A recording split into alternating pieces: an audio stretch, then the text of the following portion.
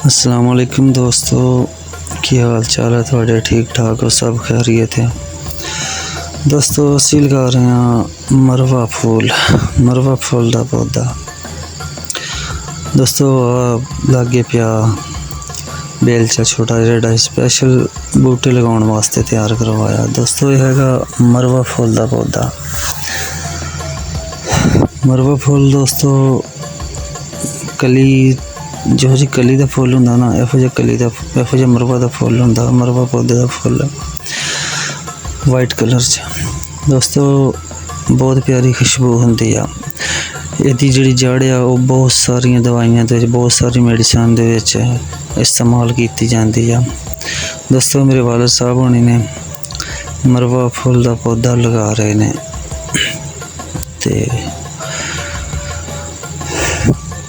पहले दोस्तों गमले दे विच तैयार कीता सी। वो गमला पिया तो नज़र आ रहा, गमले च लगाया सी। गमला ते हुण ते गमले च तैयार हो गया, लगाउण दे काबिल हो गया। हुण दोस्तों ये ज़मीन च लगा रहे हैं। यह साडा डेरा ते कमरे दे दरवाजे दे अगे लगा रहे हैं।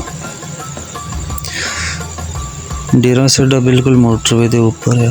M3 मोटरवे लाहौर तो अब्दुल हकीम कराची जाने वाली मोटरवे बिल्कुल वो उपर सर्विस रोड के उपर डेरा, जिथे नर्सरी साड़ी जिथे असी पौधे तैयार करते हैं लगाने।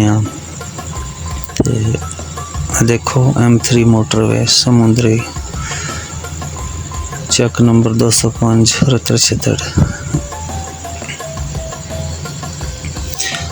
दोस्तों। वाल साहब इट्टां लगा रहे हैं साइडों ते ना, इट्टां लगा रहे हैं ताकि पानी खराब ना करे, बाकी ज़मीन दूसरी खराब ना होवे, साइड ते कलर वगैरह ना होवे दोस्तों। पौधा लग चुका,